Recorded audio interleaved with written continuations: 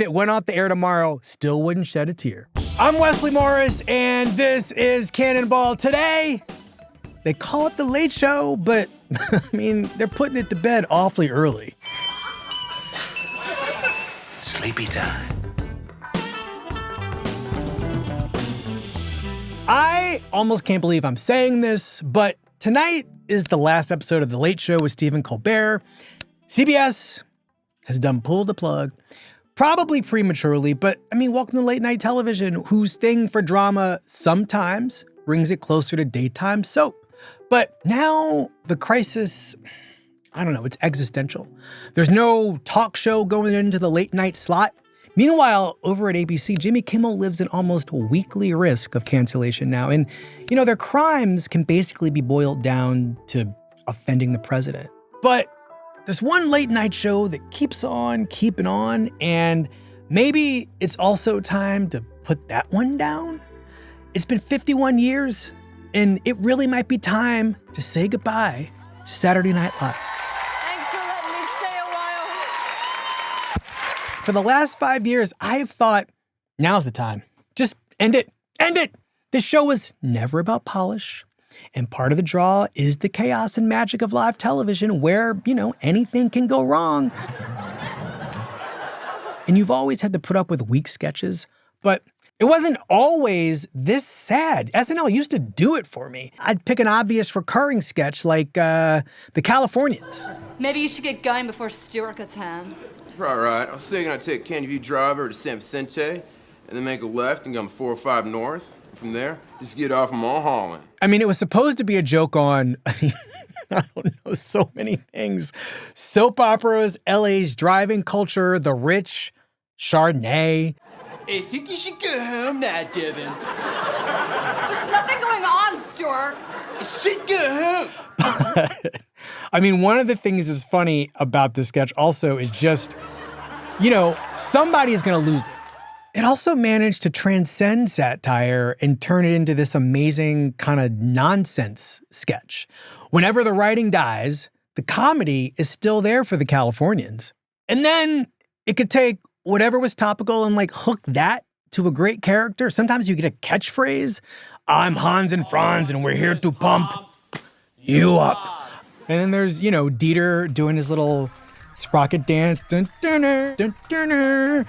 Sorry. And the Sally O'Malley, I'm 50. 50 years old. And Colleen Rafferty. Oh my God, there was one gray alien by a door. Colleen Rafferty's like Pentagon alien abduction interrogations. They're just like... Look, it wasn't my worst Wednesday night. 5 stars. But, you know, it's been a minute since the show created a character with that kind of stickiness. This 51st season has been really dry. The show actually needs maybe more stars, but it definitely needs sharper ideas to turn some of this cast into stars. Plus, I mean, I just think the show's become extremely reliant on celebrities and trendness. Director of the FBI, Mr. Kash Patel.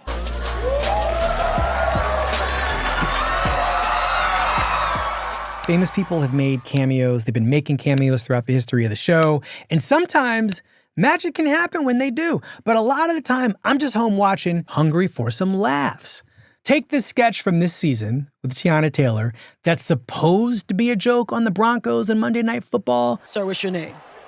It's Jarrett Stidham. Who now? Jarrett Stidham. I'm Denver's starting quarterback tonight. What exactly is the point of this sketch? He said, well, we got a great team here. I think we can win this game. Yeah, but Jarrett, come on. Back to you, Troy. Is it that the Broncos quarterback has no personality? That Lisa Salters is bad at her job, or that her job is just weird? And speaking of surprises, it's 1 part sugar and all parts spice this week on an all-new Queffs. Is it that Troy and Joe Buck are so square and lame that it'd be funny hearing them say the word Queffs over and over again? Our keys to the game, brought to you by FanDuel. And, oh my God, talking Queffs. All it makes me want to do is watch Queffs. I want to change the channel from whatever these people are doing just to watch this fake show that is also probably just as bad, but it'll definitely be more interesting than this non-satire satire. So now I'm actually just wondering, is it time? Is it time for Saturday Night Live to just become Saturday Night Dead?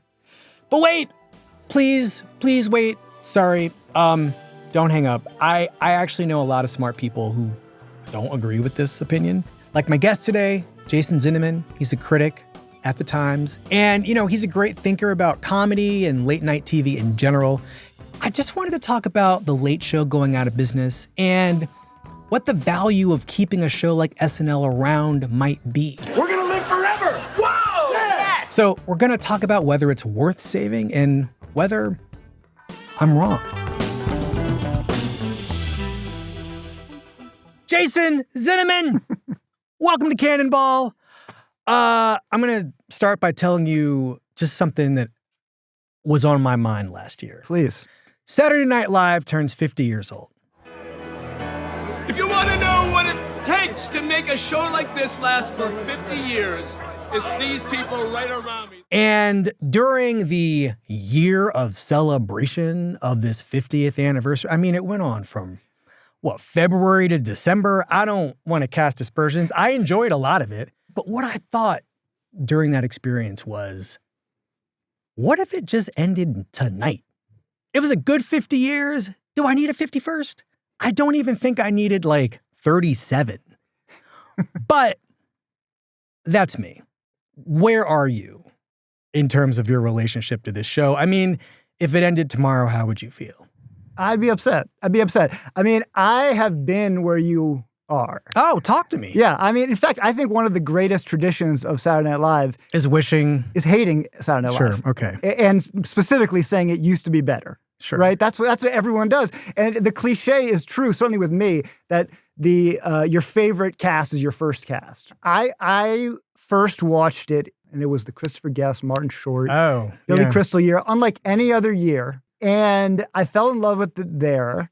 And then I got hooked on it with the Jan Hooks, Phil Hartman, classic. Dana Carvey. Yes. So I love that period, right? And that's the greatest, right? And then you got a moment, I don't exactly track on this perfectly, but pretty close, where you have a moment where you see other sketch shows, right? You see Monty Python, you see Chappelle Show, you see Mr. Show, Key and Peele, and you're like, this is funnier. Kids in the Hall. These That are was all mine. more ambitious, funnier, better crafted comedy. Why isn't SNL as good as this, right? Yeah. And then you say, this is terrible, it's bad. You start hating SNL, right? I've been there. I've also felt like it would be better if it's gone, and I've now am in a new state. Now, part of it, full disclosure, is part of our jobs is to follow the stuff. Sure. So I might have checked out if it wasn't for professional responsibility, right? But I never did check out, right? And I've come to see that those shows we mentioned are doing something fundamentally different than Saturday Night Live. Which is what? So Saturday Night Live is actually not it's not organized to be the funniest show possible. It's not? No, it doesn't want to be that. It's not organized to be, or it is retroactively saying, we were never organized to be the funniest show. I think the way Lorne Michaels has organized the making of that show is, as opposed to other shows, right? It is deliberately not set up to be consistently as funny as it can be. Okay. Right? So what's it trying to be? Right? And what are the evidence of it? I want to start with how it's not set up to do that. All right. So first off, it's live. Okay. All right. Second of all, it's weekly. Right? And it's weekly in this very peculiar way. This way has sort of developed over time, with that they write these sketches last second. Right? And the biggest thing is the cast. Right? This is the most prestigious show in comedy on television. They could have anybody they want. They always get young unknowns. So why do they do that? And I think there's a couple. What they want to be is relevant, topical, and exciting. And one of the things about having young cast members is you see the making of a star. There's something particularly exciting about seeing one of these SNL cast members, and there's no doubt, right, that SNL has produced more superstars in comedy than any other platform. That's not what we're here to talk about. No, right? There's no argument from me. No, I know, but I'll give you a comparison. I was watching the Spurs playoff game. Dylan Harper at this incredible game. And in sports, it's fun. We know Wemby's great, but we see this rookie and do something incredible, and you're like, oh, wait, this guy's also... He could be one of the best players in the game. Yes. That happens at SNL in the way it doesn't happen in other shows consistently. And it happened this year. It happened this year with Ashley Padilla, right? And there is an excitement to that is part of what the show does and cares about more than getting the most polished, funniest sketches that they possibly can every week, the most polished cast every week, right? Okay. And I think, yes, that 50th anniversary celebration went overboard, right? But what did it also say? Look at the interest in that show, right? How many things... You mean the network-generated interest? No. You mean our, like a viewer, a Saturday Night Live fans or regular watchers' interest? I mean, you're 100% right. There's like a media interest and there's a network pushing it, right? But I don't think there's anything else in comedy right now that appeals to multiple generations. That's true. My kids, teenage, they don't share the same interests that their parents do, right? They don't watch the same things, but they're interested in SNL, right? They talk about SNL. It's one of the few things left in the culture, right? Where we have this common thing we can talk about over generations. It's unique. And I think it's the remarkable thing, right? This year we've seen or last year there was a book on Lorne Michaels by Susan Morrison, which I recommend. And there was a new documentary by Morgan Neville. And you really see that, like, he's a singular producer. He's the great producer of our time. He's managed to keep this a television show relevant, not just on TV, but relevant for 50 years. Now, what he hasn't done, there's things we probably agree on. It's often terrible. The sketches are hit and miss sometimes. And every week there's a hit and miss. And I don't know about you, Jason, but I watch this show still to this day in its entirety. I go from, the cold open to the 10 minutes to 1 or the 10 to 1 or whatever they call it. I mean, I'm there for most of the show. And I just feel like many times there's not one sketch here that either lets a cast member shine or they misshine, or I just don't know how this even got out of the garage onto the set and then into my home. And I wonder, these cast members aren't that exciting as a class to me. They're often indistinguishable. I find often, especially in sketches where the cast members have to be dressed the same, I can't tell anybody apart sometimes. But I guess I would wonder what we lose without it. But would you agree with this? If we lost it, nothing replaces it. Nothing would fill its space. And if anything would fill its space, it would be something fundamentally smaller and of lower ambition. What I learned from the Susan Morrison book and the documentary is that it's a tremendously inefficient show. It's got a ridiculous budget that doesn't make any sense for television in 2026. It's one of these dinosaurs that operates like the internet didn't happen, and they've got all of these. And one of the beautiful things about SNL is because it has all these inefficiencies, right? And we see this in the media too. It's like we're so damn efficient, right? That we only do these narrow things, right? There's room for out of a lot of mediocrity or worse for weird stuff to bubble up. That's true. Yes. I mean, so this plays as a potential, lab for weird stuff. And look, in 50 years, I have seen some of the funniest, weirdest things I still think about because I saw them on SNL, right? I mean, Toonsis the Driving Cat. Not even close to the weirdest. I got a Toonsis shirt. Not even close to the weirdest thing that's happened on the show, right?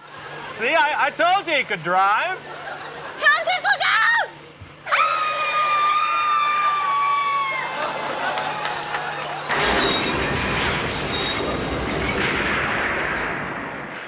Yes. But just a thing that has lodged itself, a completely illogical feat of irreverence that has it lives in me. Yes. Right? The theme song lives in me. This is all to say, I understand the value of the show. I just think its batting average has gotten very low. Well, let's just let me, even if we stipulate the show's terrible, right? Everything you say is, it's no good, right? There's no denying that it's done a good job of weeding through people and cycling new people and then reinventing itself while keeping the same bones of what it is. Oh, yes. It hasn't changed in 51 years. But the people have changed. Yes, the people have changed. And so that is like, you've got like a hit show and you're going to bring these new people. That's part of the DNA of the show, right? Mm-hmm. And I think it's one of the strengths of the show. It's one of the reasons why it's a flexible institution. And like, I think historically, they've always come from improv houses. Yes.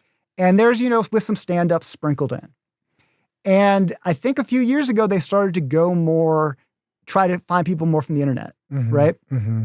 And the reason that I think, Ashley, I know where this is Ashley going. Padilla is successful. One, she's older than most of them. She's 32. She's had some experience, and she's had specifically the Groundlings, old school SNL. She's actually an actress. Is she the only Groundlings veteran or graduate or? I think Mikey Day and Chloe Feynman also have Groundlings. Who at this point are veterans on the show. Yes, they're the older. I think they're before this shift, right? Yeah. And but I think Ashley is bringing something different to the mix. Chops. You wrote a wonderful piece about sort of close reading what she's been doing this season on the show. And I think one of the best sketches on this season this year was the I guess we'll call her the MAGA mom. Yep. Talk about the MAGA mom sketch and how the levels work in that sketch. The MAGA mom sketch is a great example, I think, of sort of SNL operating at its best right now. It's about this thing that we've seen all over the place, which is, and how frustrating it can be, which is somebody realizing that's the comedy of it. 10 right? years late, I'm going to have turns out Donald Trump doesn't always tell the truth, and I'm going to convert. And it's about both the kind of preening naivete of that. She's gathered the family to sit in the living room to talk to her because kids. She has an announcement. Oh, okay. What is it, Mom? Is everything okay? I'm only gonna say it if after I do, you promise you will not react. No talking, no faces, no nothing. Mom, what is going on? Yeah, you're scaring us. So it's topical, but it's also about changing your mind and the ability to show grace to this person changing their mind, right? Which she asks them to show her, Which, right? exactly. Part of her wind-up to revealing this about herself is this character is like, but you have to be nice. And when I tell you what I'm about to tell you, you cannot react. What I have to tell you is I may have changed my mind about Trump. What? You want this to be real or not? So the levels are, she's telling them she's had this conversion, but she really wants them to get mad and to get mad at them back. Right. Which speaks to our political moment. It's really... We all would rather fight with each other than actually... See, I told you. I told you couldn't handle it. That's why people hate you on the left. So it's politically smart. It's like emotionally smart. But I would argue the core of it, the reason it actually is funny is her timing. She has, nobody else would deliver those lines the way she would. There's like a musicality, a bass line to the way she sets them up. She's listening to whatever is happening with the four people on the sofa and what Alexander Skarsgård is doing, who plays her husband in this sketch. Yeah. And she's timing whatever it is she's doing in some ways to what she's hearing. Completely.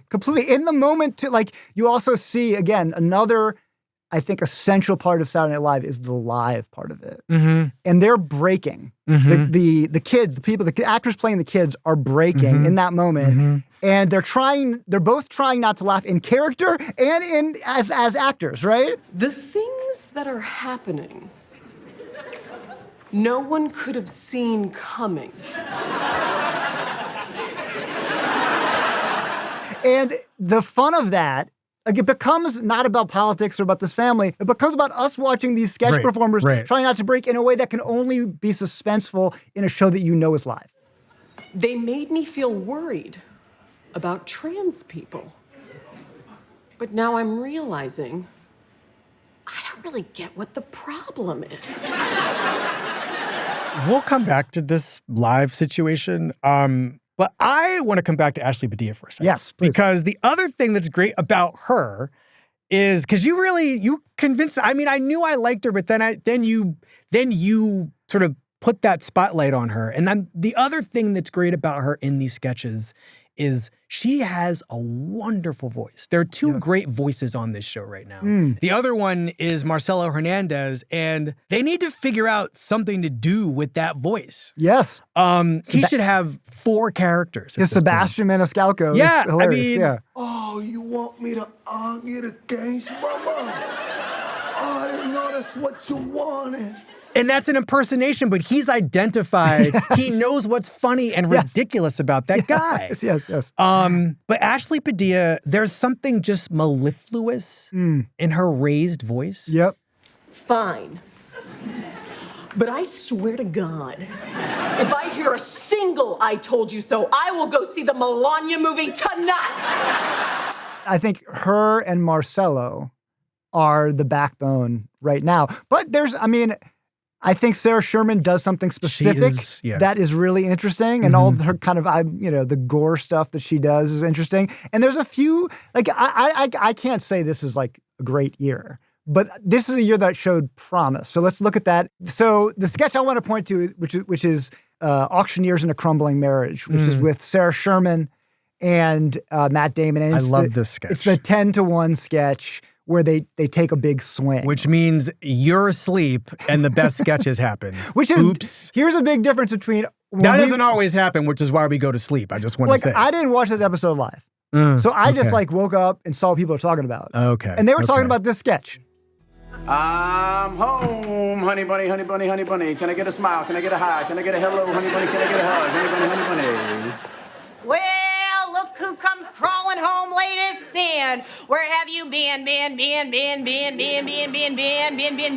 This sketch is a satire of scenes from a marriage, and it's this couple who's having a marital spat, but they're speaking in like the familiar cadence of an auctioneer who's saying, 1,000, 2,000, 3,004, right? And the idea is, what if these people always talk like that, right? But without ever explaining it or underlining it. You said you'd be home by 8, 8:15, 8:30, 8:35 with traffic. Now it's 11:45, 11:50. Do I hear 11:55, 55, 55, 55, 55? Midnight bulls coming from the man past his prime in a cowboy hat. And so they start doing it, and they sort of establish the premise of the joke. And to some degree, it belongs to the genre of like hitting the same beat over and over again. But what makes it, I think, escalate is they start doing kind of tongue twisters. Yes. And almost immediately, though. Yeah. I know you're with them sinful girls. I know you're with Bella, Bailey, Bobby, Bambi, Birdie, Bulla, Buggy, Betsy, Betty, Bonnie, Brenda, and Samantha. No, maybe. You were with Betty Butter, and I bet you bought her butter. I would never buy her butter because I know your butter's better. I know you like her butter better because I bet her butter's hot. And they get more and more difficult, right? Yes. So it becomes about language. It's a comedy of language, right? And it's about, SNL at its worst is all about cue cards. That's what drives me nuts. Jason, this is a huge pet peeve of mine. Me too. It's gotten more cue cardy as the years go on. Agreed. And the more famous the person, the less time there is to rehearse. This is like such a tangent. Anyway, keep going. No. I'm with you. And I think I could justify it because of the ridiculous structure. I didn't catch Matt Damon. He definitely had cue cards, but I didn't catch him looking. Neither did I. I think maybe I'm wrong. But I think Sarah Sherman memorized those lines. I had a headache, I had a backache, I had a toothache, I was cold. I had a bad day, I had a long night, I had a big lunch, I was tired. I had a phone call with my sister, I had a phone call with my mother, I had a fight on a phone call with my sister and mother, and I had a headache, I had a migraine, and most importantly, I'm old. And honey bunny, the thought of your naked Whataburger body literally disgusts me. Oh, I think these were memorized. Yeah. Like, somebody was clearly there holding something they could see, or however they use the teleprompter cue card situation. Right. But I was really dialed in a way that I'm typically not with these sketches, because I'm just like looking at them look past the person they're in a scene with. Yes. But this part of what made this so thrilling was you've got these two performers who are just preparing. They're so prepared. Right. And I mean, it's funny. It's kind of all awesome, Yes. dictionary definition awesome. Yes. To see. And so when you see something like this and you're just like, this is what should happen every week. The cue cards drive me nuts, Jason. And I just was watching some old sketches just to see like, was this always true? And it wasn't. It wasn't as obvious that like the trompe l'oeil of where the cue cards were placed and the actors were blocked must have been different or something. Because I can't catch Glenn Close using those cue cards. Right. The great Patrick Swayze, Chris Farley dance-off to become a Chippendales dancer. This is impossible. Can't we just hire them both? No. We've been through this. We've only got the budget for one dancer. Yeah, but they're both so great, I can't decide between them. I don't know. I mean, even if they are reading, Mike Myers, Kevin Nealon, and Jan Hooks play the judges of this dance-off between Patrick Swayze and Chris Farley. I don't see any cue cards happening there. Right. And I'm not thinking about it. I wish I could just flip a coin and be done with it, but we can't. We're Chippendales. Marcy, music? Right. That's actually a great example because this is what SNL has always done well, which is that even though some amazing writers have come through there, like, you talk George Meyer, the Toonses, all sorts of brilliant, Conan, obviously, it's fundamentally about performers. Yes. And that Patrick Swayze and Chris Farley, they're just, the commitment is hilarious, right?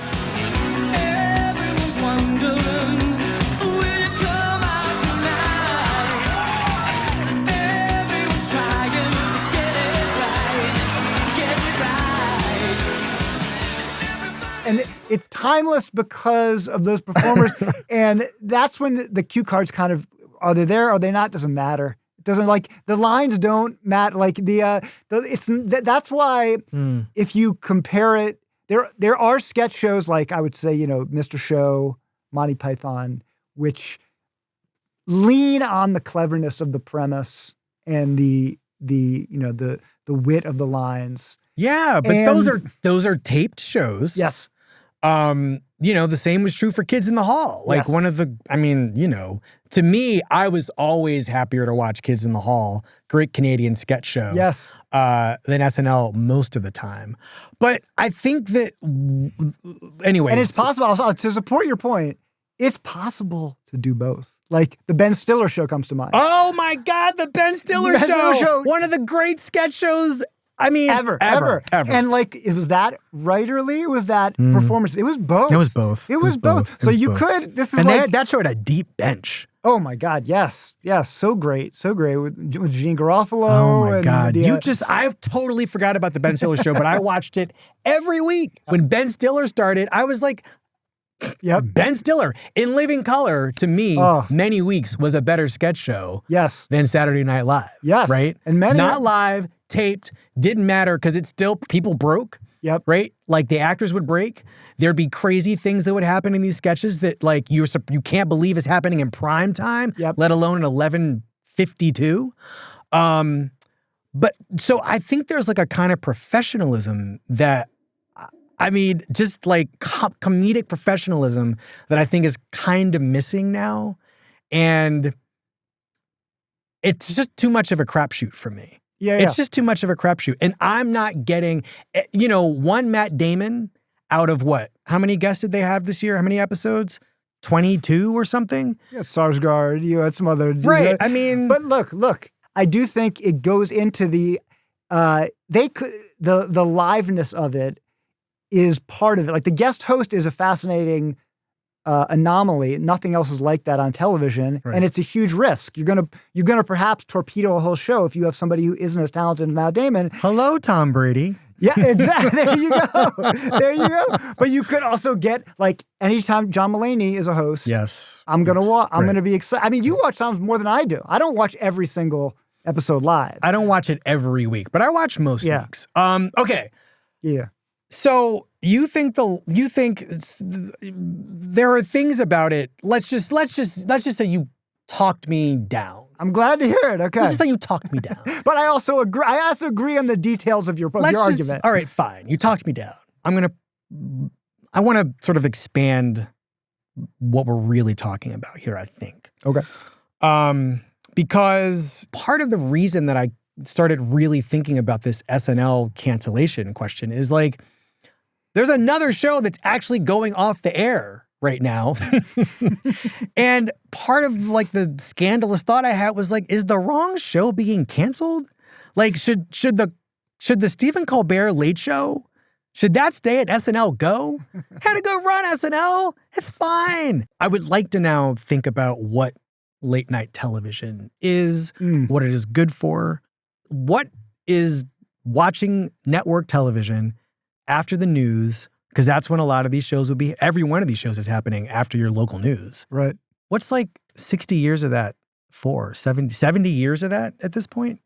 I mean, it's a really good question. They're trying to answer this question. I think you have sort of two narratives about this that kind of contradict each other. On one level, the internet has made all of its old uses obsolete. Right. So I'm saying after the local news, for instance, but like, are you really experiencing Jimmy Kimmel when the local news on your ABC affiliate goes off the air? I mean, a lot of people aren't, right? And then also, but so you traditionally it was so you could, you could joke about the day's news, what happened, right? You could you could sum up the day before you went to sleep, and sometimes it was kind of a sleepy, soothing joke like Johnny Carson, and other times it was a little more subversive joke like, say, David Letterman. But by the time late night comes around, everybody's already made jokes about the news on social media, TikTok, et cetera.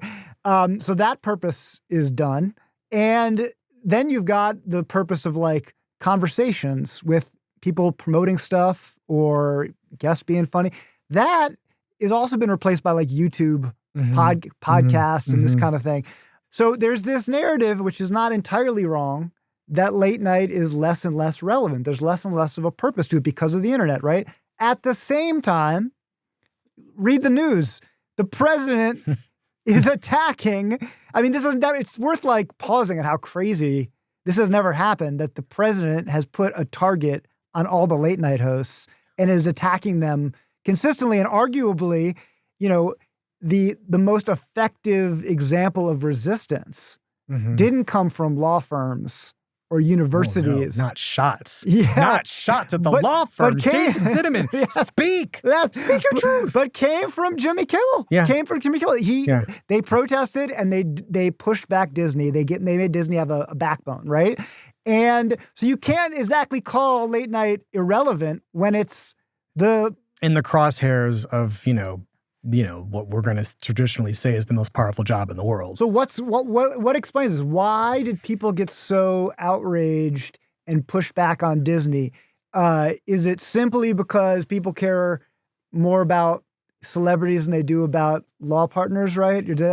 I don't know. I think that late night is actually is, as you point out, like an old form that people have watched with their families. It's become an institution. I think that it became more political starting with The Daily Show. I should say when the Jon Stewart version, which is 2000-ish. Right. But it looks like one of the most surprising things about this Florida vote is that George W. Bush got 100% of the African American vote. That made late night much more political, and I think that had huge ramifications over what network late night became. Okay. So we're talking about like this show, which existed on a Viacom channel called Comedy Central. Yes. Right? Didn't have a huge viewership. But, the arrival of the Jon Stewart era of The Daily Show goosed these other late night shows that it was not up against, we should say. Because, I mean, for people, this is important to say. Yeah. The Daily Show starts at 11. Yep. These late night shows start at 11:35. Yes. And so I many times would watch both. Yes. But wait, the other thing about Stewart, I think, and this relates to SNL, their sketch in The Daily Show, the correspondence, and the reason this is important is there was a moment when The Daily Show competed with SNL as a platform for stars. Think of the number of stars. I've never considered this before. Steve Carell, yes, Ed yes. Helms, Trevor Noah, obviously, but I'm missing some. Stephen Colbert. Stephen Colbert. I know Wyatt Cenac. Wyatt who's been on the Cenac. show before. Great correspondence. Great Yep. correspondence. It became, like SNL, a place to make stars. And it really did. You're right. Not necessarily because the audience, but it had a huge impact. And even I remember when like Letterman started to get more political. It's time for another new segment on the program. It's George W. Bush invigorating America's youth. Need to maintain spending discipline in our nation's capital. I've had planned to protect small business owners and employees. And it felt like a reaction to the success of Daily Show. But I also think that moment, I mean, it's also important to sort of think about, because we're talking about now some kind of shift in terms of politics becoming much more a part of the way late night television functioned. But, I mean, all throughout the Vietnam War, during an assortment of national tragedies, I think what people wanted from a person like Johnny Carson, just to pick, the most famous example of that person practicing the art form during these tumultuous times, was to take the temperature down. Yep. Right? Johnny Carson would deliver like a barbed comment about maybe Nixon. Yep. I haven't seen every joke he told during the Vietnam War, but I'm going to guess he didn't make a lot of jokes about the Vietnam War. And, he certainly was good at making fun of Reagan, but Reagan was kind of his homie in some way. Oh, yeah. Right? I mean, how do you balance the budget? Well, balancing the budget is like protecting You don't spend more than you take in, right? No, it's like protecting your virtue. You have to learn to say no. He was hardcore institutionalist, right? Like Oh, he yeah. was Oh, yeah. he was the picture of whatever they mean by institution. Johnny Carson, even if he didn't want to be, and Yes. but he still represents in the minds of many people a kind of Americana. They would say he came with the TV. Right. Like, Oof. and he, I think, of course, deserves most credit for making late night the thing that it became, Mhm, right? mhm.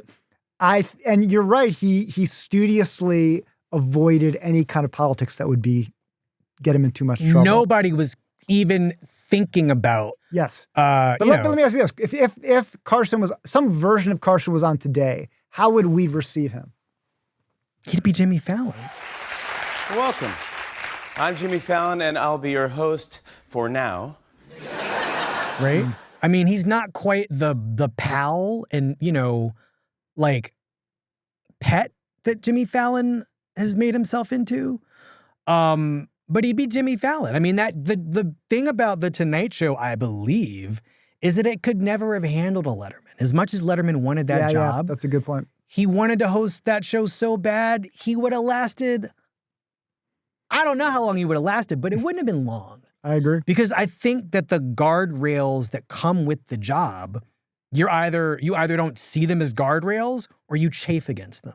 So, I mean, I guess the question here, because what we're really talking about is the end of Stephen Colbert's show. Yes. And not just Stephen Colbert's show, The Late Show. But we're at the end here, so all bets are off. Let's get to it. Here we go. Yes! The reasons the show are being canceled include, I mean, because we really don't know. I'm making quotes with my fingers. Like the show loses. I've read like as much as $40 million a week. We don't know. But I'm just telling you what I No, I'm I just know. telling you what I read. No, of course. But also Skydance Paramount merger. Yeah. Like the interest in eliminating a friction point that also, if you believe what is also being said, is a very expensive, Yes. thorn in your side if you need the administration to approve this deal. Yep. Why not just make something go away and you save a lot of money whether he's beloved or not. I mean, maybe somebody was like, he'll just find another job. It's fine. Yeah. But he's not the only person making this show every day. No, Just to be clear. Yes, it's an enormous staff. Yes, yes. And so I don't know what really what are we losing when this show no longer comes on Monday through Friday? I think there is first of all, I think he's the best conversationalist on late night right now. I think there's a soulfulness to Stephen Colbert. Like he had Keanu Reeves on and he asked him, what do you think happens when we die, Keanu Reeves? He had a pause and he was like, I know that the ones who love us will miss us. You can't imagine Jimmy Fallon happening on the Tonight Show. You can't really imagine it on Kimmel. No, they turn it into a game on Jimmy Fallon. They turn it into a game. Like, we're going to play What Happens When You Die!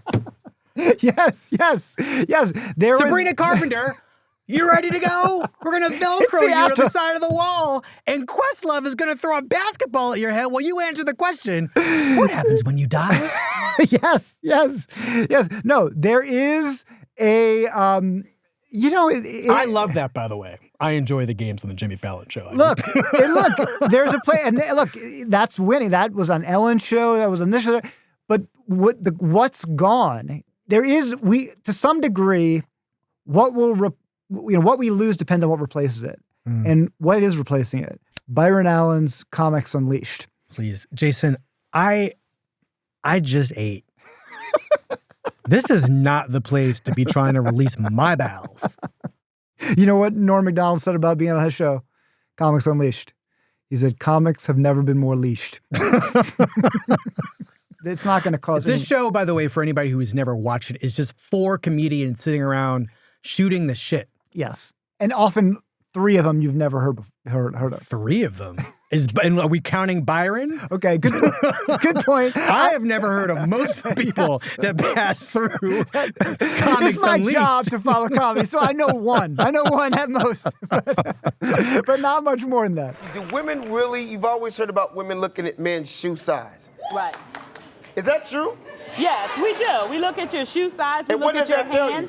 you? If you have a small shoe, we tend to think, you might be lacking in some areas, but it's not always true. So I don't know. I feel like this is what you're saying is really occurring to me now. I'm done with my CBS affiliate news, my local New York news. Like, good night. They've said good night to me. And you mean that I'm going to be sitting here watching Comics Unleashed? Yes. Which I'm assuming CBS isn't even making because it's been being made for years. Well, here's the interesting thing. It's a completely different business model. They're leasing it to Byron Allen. They can't they can't lose money on it. Jason. They can't. Stop it. He's selling the ads. Okay. Great. So to me, fantastic. But to me, he's renting a space. He's renting the space. Mm-hmm. He's renting the space. And so, so what does that mean? That to me, that says low risk because you can't lose money if you're leasing it. Low reward. Not Comics Unleashed. The ceiling is very low. I'm now talking to you. I'm talking to you, and I'm feeling sad. Yeah. About what has transpired. I mean, I think that there is a value to this time slot, and I think it's the same. I think it's the same value that it had at the peak of the format. When our parents were considering whether to have us. Right. Right. And it's the comfort and stability. It's the thing that I think Jimmy Fallon is sort of always being dinged for trying to provide in terrible times. Oh, I love which is Sabrina Carpenter Velcro with a basketball coming at her head. I don't even know if that's I love a real this sketch, take. but I love this take because no one makes this case. No one makes the defense of Jimmy Fallon. I think you said, by saying that Fallon Carson would be like Fallon. That's like the best. The nicest thing I've ever said about Jimmy Fallon. Anyone. That's the thing anyone said about Jimmy Fallon. It's certainly in the media. I don't think he has any of Johnny Carson's qualities. I just think that the point of him is similar, right? Yes. I'm gonna like yes and this take because I think it's a good take, and I think that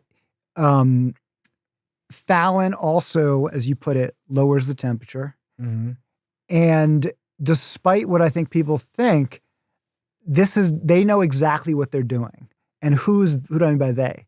Who's producing this, right? It's Lorne Michaels. It's Lorne Michaels. Lorne Michaels understands things that no other producer does. Oh my God, Jason, fuck you. Get out of here. He understands that, yes, the media is going to hate Jimmy Fallon, and maybe the ratings will, whatever, fluctuate. But there is like he's providing this old school showbiz need that hasn't vanished. Right? There's still people who want that. I am rolling my eyes so hard at you right now. You're going to make me cry. I hate you. I did my part then. All right, fine. I already believed this in many ways about Fallon, but now I'm just, what I'm doing. I'm just like doing the, by extension, Saturday Night Live. I still think the show needs some reupholstering. And if it went off the air tomorrow, still wouldn't shed a tear because I did all that when it turned 50. But what about the Tonight Show went off the air? How would you feel? I'd be fine. But the problem that you are identifying, though, is that nothing comes in its place. Yes. Right? Yes. But let's just say something does, right? Okay. I'd like to introduce you to a little game we play. It's called Late or Hate. Oh no, okay. Is this person hosting a late night show or do you hate them too much to let them try? No. Just give you a bunch of names. All I gotta say is late or hate. Late or hate. All right. That's it. Wait, is this a prediction or what I... Nah, just like what happens if. What would happen if? Let's do it. Amy Poehler. Oh, late. Okay. Late. Z-Way. Late. Now, what would it be like? Because we already know she does the show, but like the thing that we're talking about is as an institution. Like, what would a person like Z-Way need to do? Z-Way's got range. Yeah, sure. Z-Way had a YouTube show, then she went to Showtime, had 2 seasons, was canceled. As far as I thought she was done for. She can't be killed. She cannot be killed. She's better than ever now. She's back on YouTube and she's not quite doing the same sort of she's doing some of the how many black friends you have trolling, but it's a little more traditional. And I think she's a talent who could, just like all these, the long-lasting late-night hosts, evolve into a host. The fact that she was able to reinvent herself now twice subtly tells me that she's got something that could work. I would definitely watch it. Tina Fey. As a host? Yes. You can say hate. We know it's contextual. Okay. Late or hate, Jason? Jeez, I love Tina Fey, but as a host, hate. We all do. Yeah. Mark Maron. No, hate. You couldn't. That's too neurotic. Also, talk about chafing against the format. I just don't think he'd enjoy the he'd be obligations miserable. of the job. Alana Glazer. Hate. Kenan Thompson. That's interesting. Longest serving cast member on Saturday Night Live.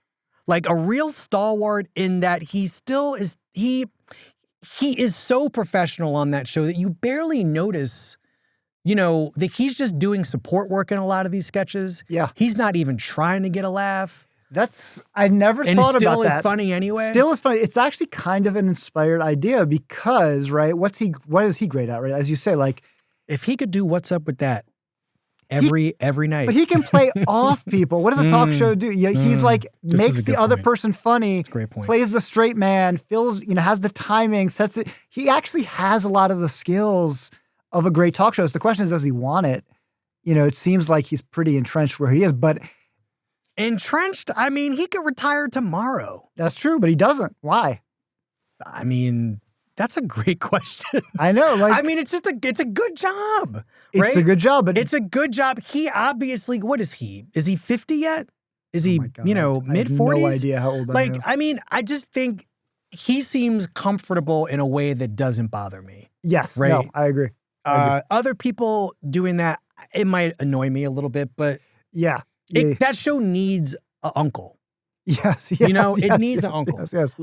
So with Keenan, later hate. Late. Okay. Nick Kroll.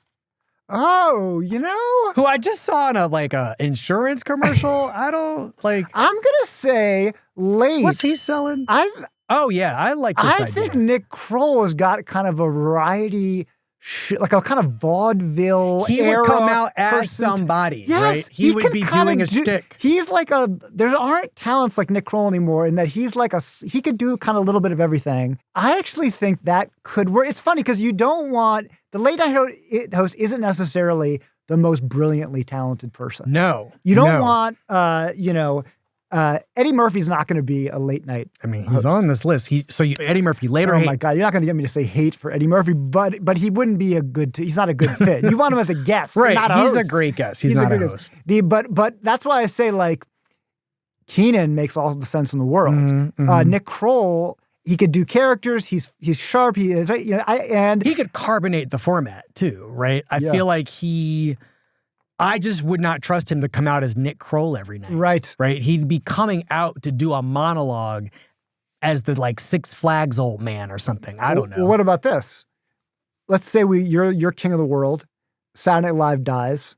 We replace it. Listen. Wait a sec. We replace it with a talk show with the DNA of a sketch show, right? So Nick Kroll does tape sketches for half hour, okay?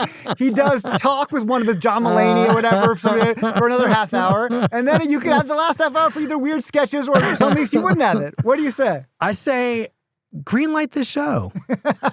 But what you're describing to me is, and we'll just end here, what you're describing to me is the thing that made Colbert great in the first place, right?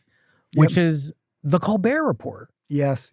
Oh my God, yeah. One of the great feats of performance in the history of being other people, let alone yourself, I would say. Underrated, wildly underrated.